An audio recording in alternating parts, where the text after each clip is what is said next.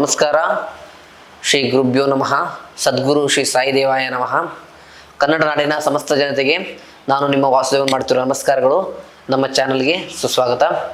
ಇವತ್ತಿನ ಈ ಒಂದು ವಿಡಿಯೋದಲ್ಲಿ ನಾನು ನಿಮಗೆ ಮಕರ ರಾಶಿಯ ಅಕ್ಟೋಬರ್ ತಿಂಗಳ ಮಾಸ ಭವಿಷ್ಯವನ್ನು ತಿಳಿಸ್ಕೊಡ್ತಾ ಇದ್ದೇನೆ. ಅದಕ್ಕಿಂತ ಮುಂಚೆ ನೀವು ನಮ್ಮ ಈ ಒಂದು ವಿಡಿಯೋವನ್ನು ಲೈಕ್ ಮಾಡಿ ಮತ್ತು ಸಬ್ಸ್ಕ್ರೈಬ್ ಮಾಡ್ಕೊಳ್ಳಿ.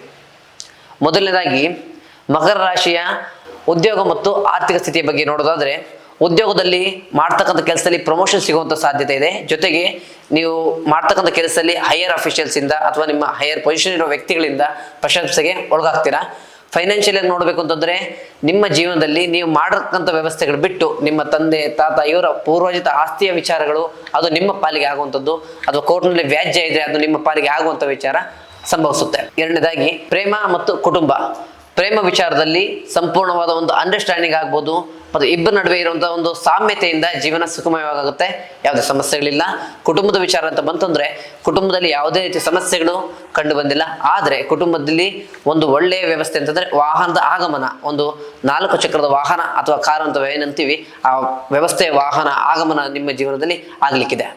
ಆರೋಗ್ಯದ ವಿಚಾರ ಅಂತ ಬಂತಂದ್ರೆ, ನಿಮ್ಮ ಜೀವನದಲ್ಲಿ ಯಾವುದೇ ಸಮಸ್ಯೆಗಳು ವಿಚಾರಗಳು ಇಲ್ಲದೇ ಇದ್ರೂ ಕೂಡ ತುಂಬಾ ಸ್ಟ್ರೆಸ್, ಮೂರನೇ ವ್ಯಕ್ತಿಗಳ ವಿಚಾರಕ್ಕೆ ತುಂಬಾ ಸ್ಟ್ರೆಸ್ ಮಾಡ್ಕೊಳ್ಳೋದಾಗ್ಬೋದು, ಅನ್ಯದ ವ್ಯಕ್ತಿಗಳ ವಿಚಾರದಿಂದ ಸ್ಟ್ರೆಸ್ ಮಾಡಿಕೊಂಡು ನಿಮ್ಮ ಆರೋಗ್ಯದ ವಿಚಾರವನ್ನ ನೀವೇ ಹಾಳು ಮಾಡ್ಕೋತಾ ಇದ್ದೀರಾ. ಮಕರ ರಾಶಿಯವರ ಈ ತಿಂಗಳ ಪರಿಹಾರ ಮಾರ್ಗಗಳನ್ನ ಹೇಳೋದಾದ್ರೆ, ನೀವು ಶನಿವಾರದ ದಿನ ಶನೇಶ್ವರ ದೇವಸ್ಥಾನಕ್ಕೆ ಹೋಗಿ ಎಳ್ಳೆಣ್ಣೆ ದೀಪವನ್ನ ಅಥವಾ ದೀಪದ ಎಣ್ಣೆಯನ್ನ ಅರ್ಪಣೆ ಮಾಡೋದ್ರಿಂದ ನಿಮ್ಮ ಜೀವನ ಸುಗಮವಾಗಲಿಕ್ಕಿದೆ.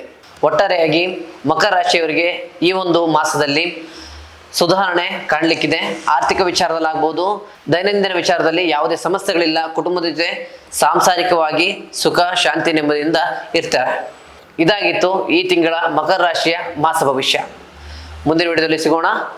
ಧನ್ಯವಾದ.